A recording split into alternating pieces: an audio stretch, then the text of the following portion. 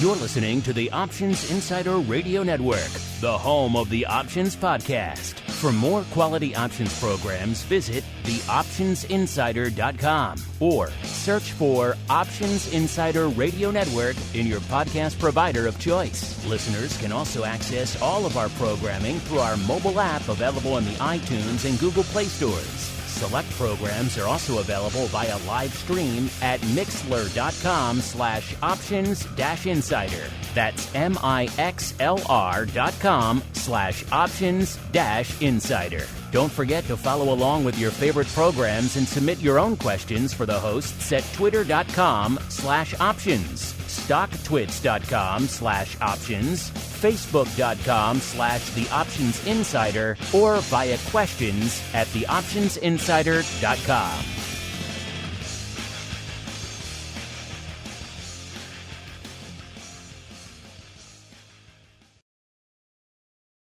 You wanted it, you got it. A radio program that helps teach you options trading inside and out, basic to complex.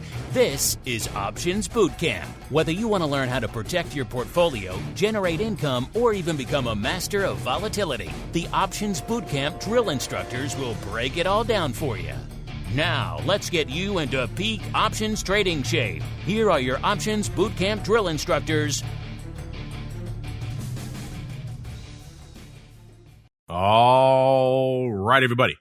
That music means it is time once again for everyone's favorite options educational program. It is time once again for Options Bootcamp. My name, of course, Mark Longo from theoptionsinsider.com, as well as from the ever-compelling Options Insider Radio Network, upon which so many of you are binging. That's my first reminder. If you're just listening to Bootcamp, make sure you expand your horizons. Nearly a dozen other programs coming at you on the network. We'll keep you busy, keep you engaged with great options content. So wherever you're getting this, of course, make sure you upgrade to the full network. And of course, if you like what you hear, if you have the energy, if you got the time, leave a review. It does help all the new folks continue to discover the content, just like our friend here did, RG. Remember, a lot of different platforms all over the world carry this stuff. Some of them don't always have the same 5-star or whatever review mechanics. So a lot of people like to go to our app in the Google Play or the iTunes or even the Amazon Fire App Store and leave reviews there, just like RG did. RG said this app is very simple. You can listen to all the old episodes if you are new to options. That part of the app is called Options Bootcamp. Well, he's a little mistaken. The app's for everything, but you can listen to Bootcamp clearly in the app. And you can check out Options Playbook as well. Again, that's also a sister show to this one. You should be listening to that one if you're listening to this. They've been going for over a decade, and they put out content daily.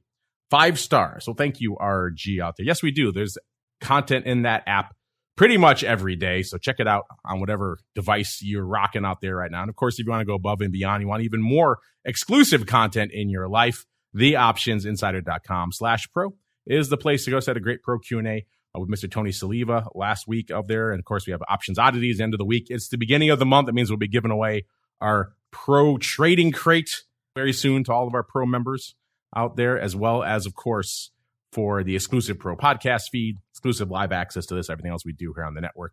Where do you get all that exclusivity? Theoptionsinsider.com/pro is the place to go. As we go now to the scenic options wonderland known as Frankfurt, where we are joined once again by the black-headed one himself, Mr. Dan Passarelli from Market Taker Mentoring. Mr. P, welcome back to the show on yet another Fed Day. You and I seem to chat on Fed Day a lot, sir. Yeah, I noticed that. I was going to message you and tell you, just so you know, I'm going to be trading. Oh, look, I just got filled in something. We expect the dings in the background here on the show, sir. Ding. We got our 3/4 of a point as expected. Anything surprising you? The market seeming to like what it's hearing, sir. We were selling off earlier in the session, and then it's kind of been a just straight shot north, about 40-odd handles in the S&P just in the last 15, 20 minutes. So the market apparently liking this. Mr. P, what are your thoughts? Well, I mean, what I was saying in, just in our daily video that we send out every day is that I didn't really expect any surprises from the actual interest rate hike. I think what the important thing about today is what people say, what the Fed people say now. Because it takes about a year for these interest rate hikes to make their way into the economy. And it hasn't even been a year yet. And so will they slow down a little bit and wait and see? Which, I mean, I was a big proponent of, like, let's get these interest rates raised. I thought they missed the boat 2 Fed meetings earlier. They should have started. But now I'm even in the camp where, hey, man, like, let's just wait and kind of see a little bit. And I think there's a lot of chatter about that. So this Friday's unemployment number is going to be big. We got CPI next week. Next month's unemployment number is going to be big. Any inflation data is going to be big. So the title of my most recent daily video is, "This is the first day of the rest of the year." Yes, very much so. And it is also the beginning of our next segment. It is time for the mail call. Mail call. Time to look at questions submitted by our listeners.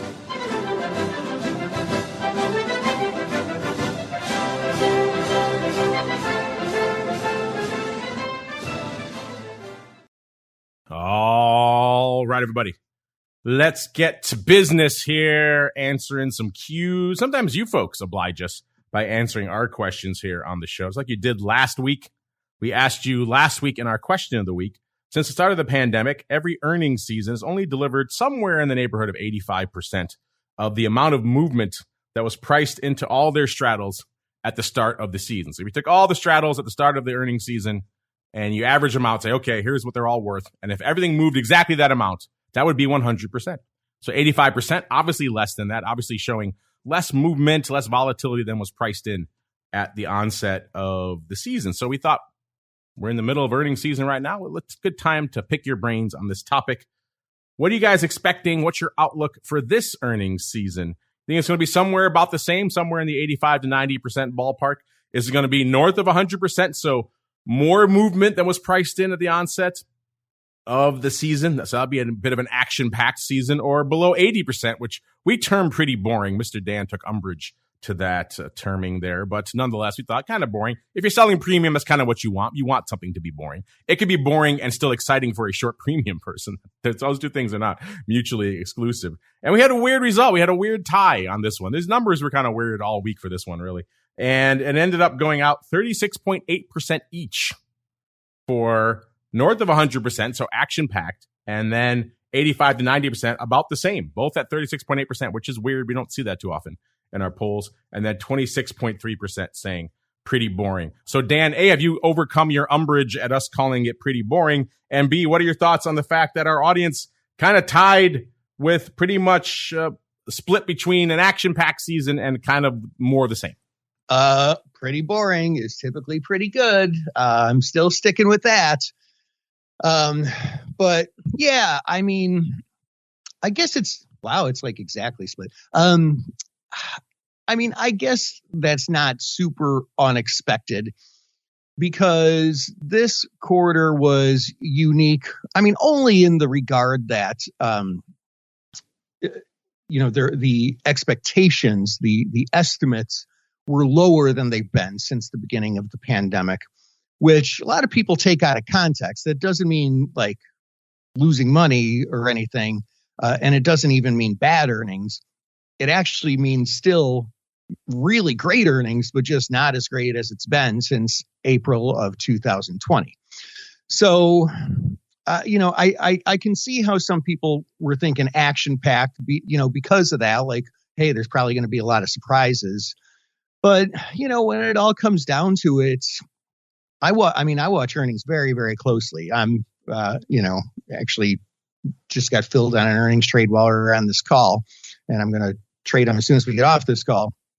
So I don't know. I mean, I think about the same is probably usually the right answer. But yeah, maybe a little bit of an uptick. I could see how people would think that. Let's get out into our question of the week this week, mixing it up a little bit this week, having a little bit of fun. We were talking about it on the network last week that, with all these sell-offs, we've seen a lot of names and some bad announcements recently from both Meta and Amazon in the first couple of weeks of the earnings cycle. Both of them were hanging out pretty close to $100. Meta was actually a little bit below it. Let's see, now that everything's rallying in the post-Fed love fest. Meta is still off about $1 today, 94.25. So it is below the 100 level, and Amazon hanging out at about 96. So they are still pretty close, kind of moving in lockstep today.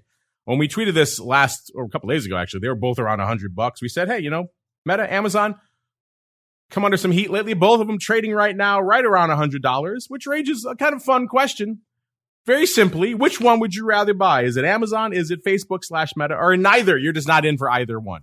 Mr. Dan, what is your vote? And then more importantly, what do you think our audience is voting for? Man, well, I own a little Amazon, full disclosure, so I hope it's that one. But man, I'll tell you what, what's the time horizon is what the real question is. Because Meta is working on really, from what I can see, revamping their company to get into, just all this metaverse and such. I would say if the time horizon is 10 years, I'd probably go Facebook. I think it's really gotten buried recently, but, Mark Zuckerberg, love him or hate him, was pretty darn smart. So I'd probably go with Facebook, but I think they'll both be strong over that period of time. You think our audience is going for Facebook as well? Yeah, I think so. Interesting. You could not be more wrong, sir. 68.9% saying Amazon. Wow. 18% only for Meta. They're not loving the new Meta Quest, sir. And 13.1% saying they want nothing to do with either of them. I could certainly see maybe a little bit of bias towards Amazon, just because people are kind of, what the hell's going on with Facebook right now, right? They've had issues for ages. Apple kind of cut their legs out from under them with all their new policies on their devices. Meta can't really track you the way they used to back in the day where they made all their money. And now they have this big pivot into virtual reality, which is costing a ton of money. It hasn't really made an impact on the bottom line. So I can see some folks being a little bit hesitant with Meta. Clearly our audience is. If you disagree or agree, head on over to @options. Make your voice heard right now, listeners. There's another way you can make your voice heard. You can always chime in over there at Mr. P to give him what is so awesome. He has to discuss it on the show here this week in his Market Taker question of the week. Mr. P, what you got for us this week? Well, this kind of relates to the question that we were talking about just before this about, basically straddles being underpriced. Basically, I'm kind of paraphrasing here. But no, I guess I'm not paraphrasing at all, really, am I? And so a question that I get asked often is, hey, are there any is it ever a good idea to buy straddles going into earnings like the day before? And yeah, that answer is definitely yes. I think it's important to be very careful about it because straddles can be tough to trade. But I was just looking at this. I actually just posted on Twitter for all you Twitterers out there that take a look at Zillow. If you look, just simple math. You don't even have to know anything about implied volatility or the Greeks or anything, just simple math. If you look at how much a straddle in Zillow costs right now, like the front expiration, the one that expires this Friday in 2.5 days, based on the past gaps, how do you not buy that? I'm long them right now because how do you not? That I would call an underpriced straddle for sure. That's one of them where I'm not going to fade it and do one of my calendars on. Yeah, people ask us a lot about should they buy straddles? What's the deal with straddles? Why don't you talk about straddles a ton here on the show?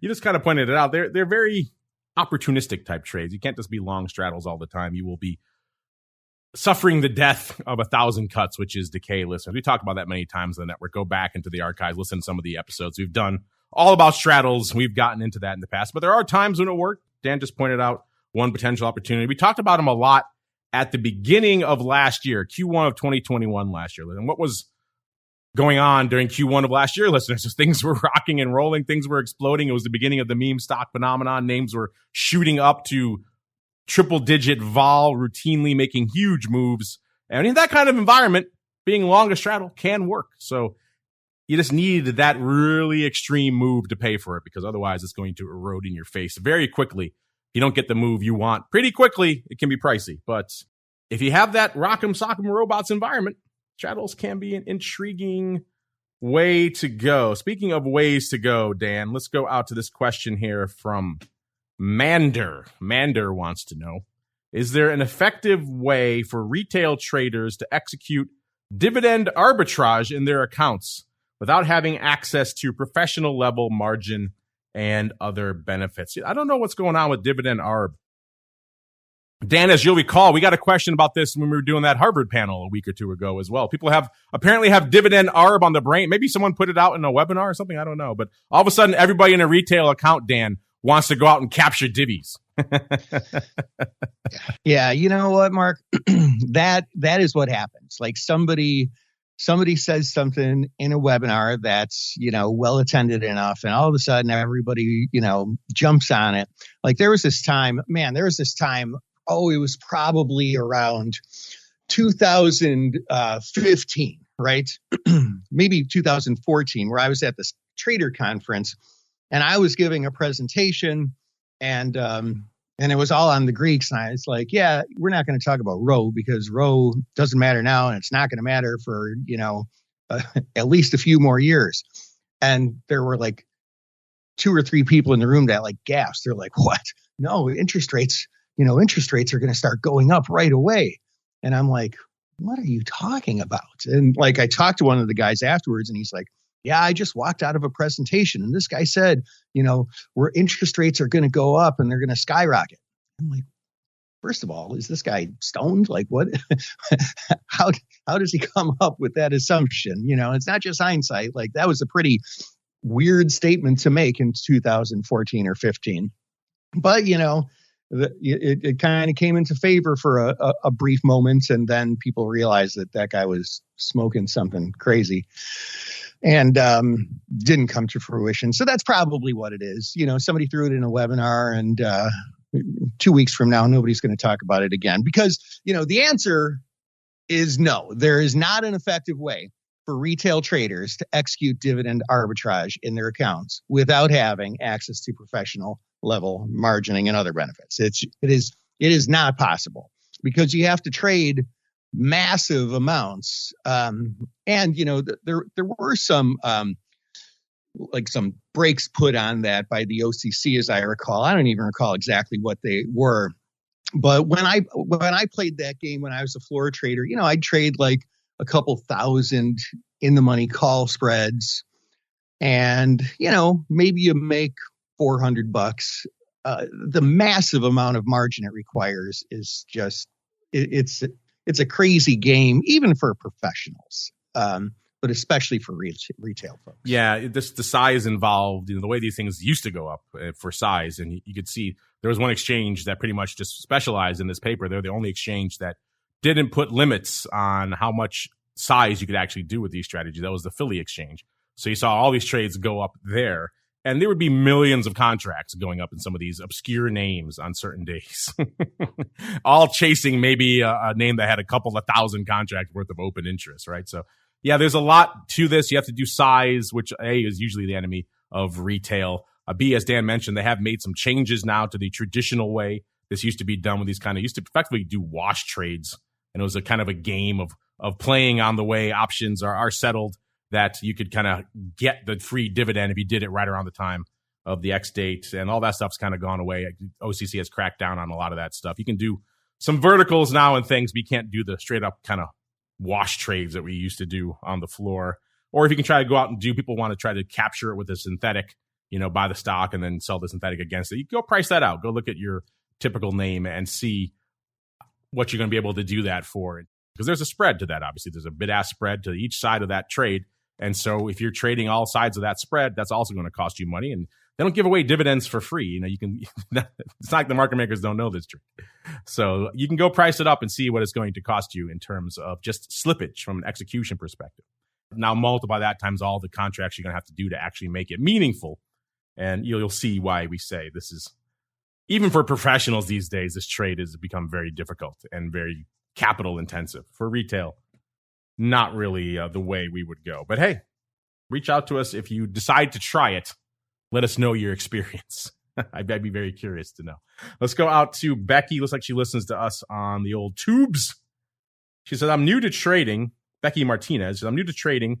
How can I make more profitable investments in crypto as crypto is being dormant now?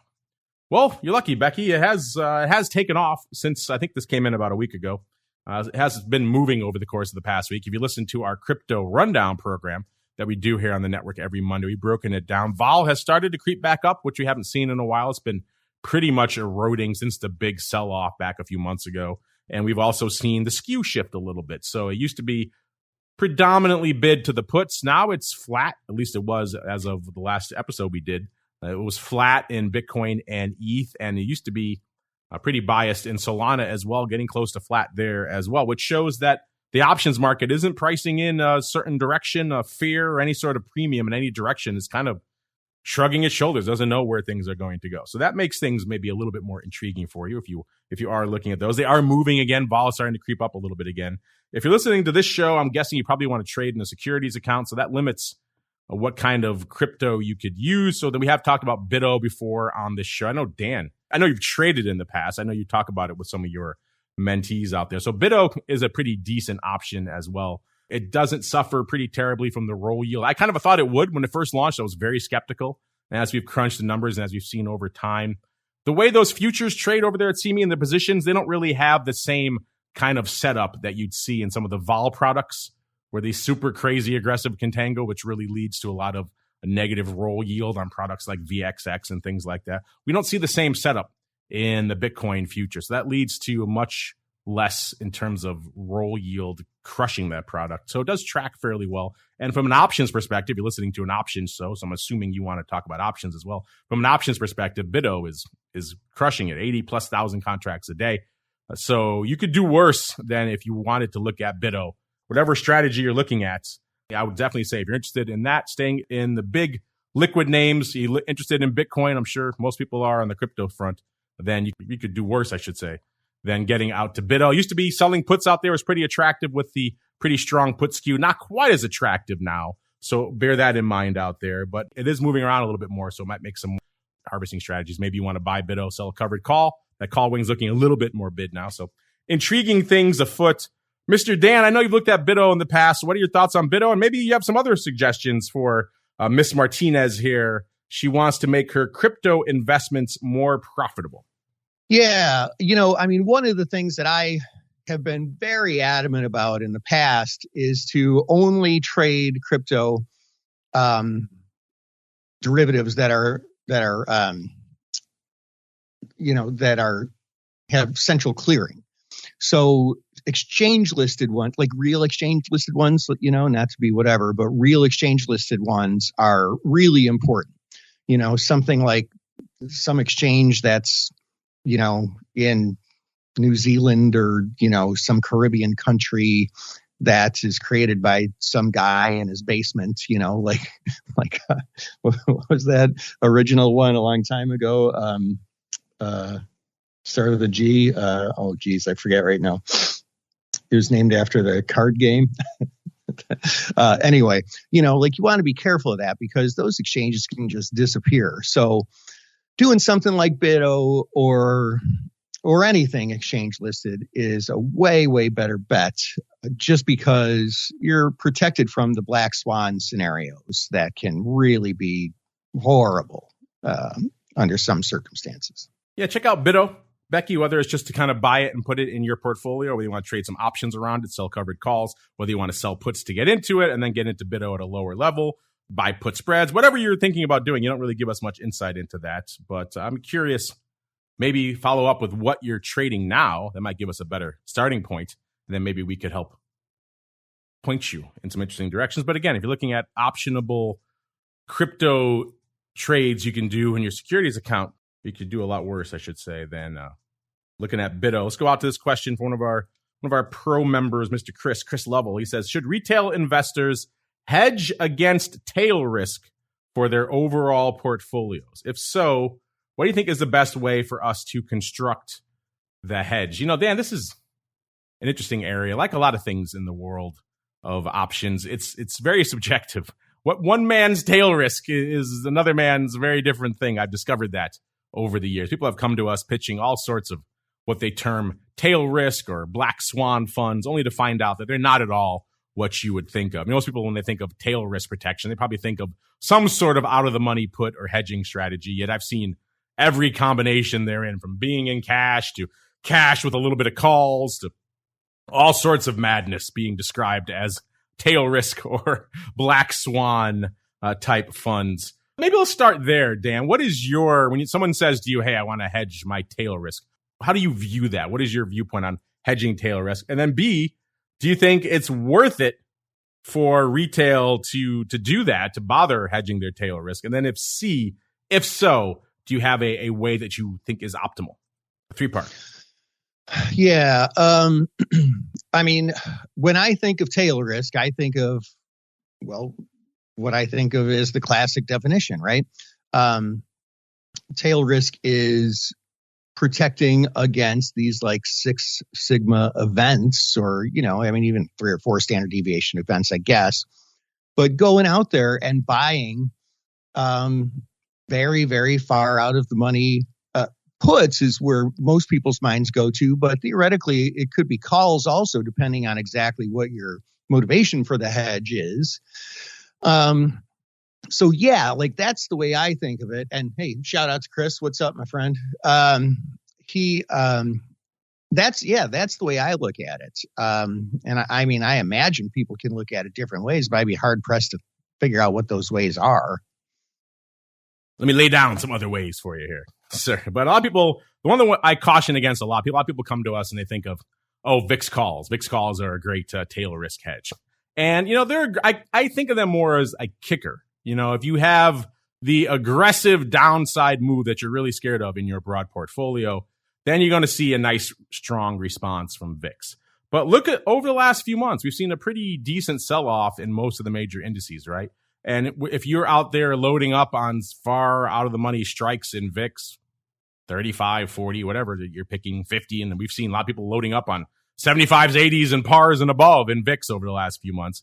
If you've done a lot of that, you haven't really been deeply enthused by the return you've gotten on your investments. It certainly hasn't hedged, quote unquote, your downside move in, let's say, the S&P. That's why I caution against trades like that being viewed really as a hedge. Just like an extra kicker you have in your back pocket in case the worst really happens and the market really melts down. But even then, we saw some pretty aggressive 2+% downside days, and VIX didn't really budge that much to the upside.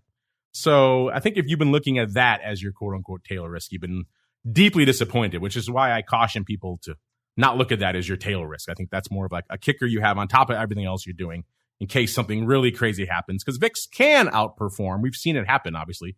March 2020, February 2018, all these times when VIX just explodes to high heaven out there. If you have some upside then, it can be a great thing.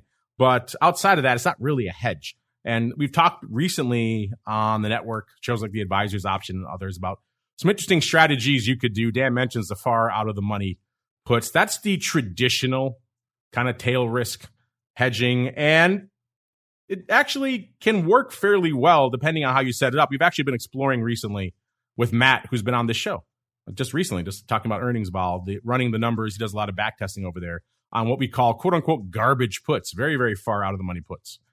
Nigh on worthless puts and putting a bunch of those in your back pocket for a rainy day. And you might say, well, there's no delta on those. What's the point of those? And you're right. But there is a vol component and there is a skew component to them. And they could pop dramatically outside of any sort of delta move you would expect if things really start heating up to the downside. And so the caveat with those is that you have to be very judicious with how you set them up. And you have to be very quick on the trigger finger to take them off because the little pops they get are short-lived. But if you do it well, it can be a very interesting setup. But at the end of the day, I'm going to agree with Dan. I think the basic kind of decently far out of the money puts are going to be the best way to hedge yourself in any of these environments. The problem is, as you all have discovered, that's expensive. So now we get into all the other strategies we talked about here on the network. Let's say you go out 6 months and you buy, 10, 15, 20% out of the money puts, whatever the case may be. That's still going to be pretty pricey. Go price it up in SPY right now.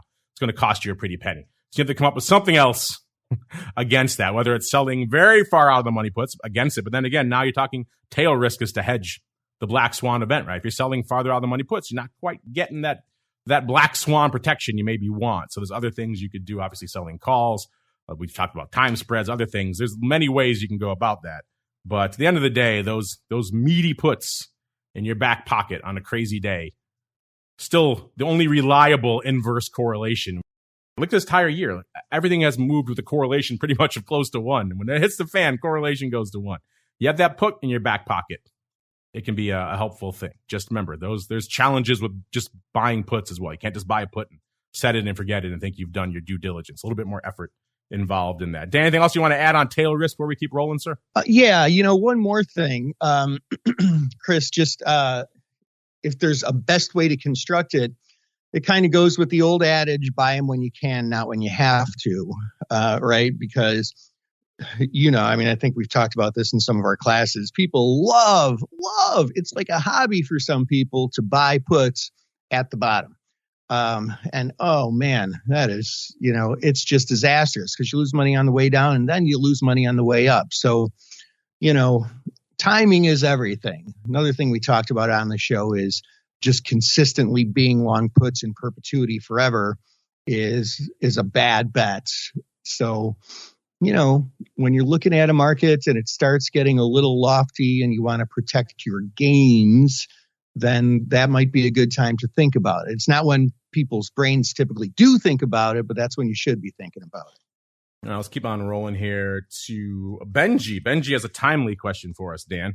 Benji wants to know, are there any great Fed week trades that you can remember over the years? Someone who really cleaned up on a big Fed move. Fed week. Bit of a different beast now than when I think of Fed week, Dan, and maybe you think of it in the same way, maybe not. When I think of Fed week, I still harken back to the halcyon days of Greenspan and the briefcase and decision imminent everywhere all over the floor, right, Dan? That was about as big as it got, I think, from a Fed perspective. Everyone hung on every word that Greenspan had to say. Everyone measured his briefcase. Oh, it's a thick briefcase. We're in for it. Here we go, guys. Buckle in. It's 2 inches thicker than it was this time last week. Decision imminent. Everyone hung on every word of that. That was huge. And I'm trying to think of a modern analog, if that is still the case. Obviously, Powell, his speech is obviously still very market moving, still very important, but it just seemed like everyone was consumed in that back then. Again, a different era, different time, but still intriguing nonetheless. And as I look back both in the SPX and in Intel, I'm trying to think of any that leap off the top of my head now in terms of someone who came in and put on obviously we saw a ton of paper in and around those weeks. And I'm hard pressed. I can't think of any single individual trades where I look at it and say, wow, that guy spot on. He really just crushed it.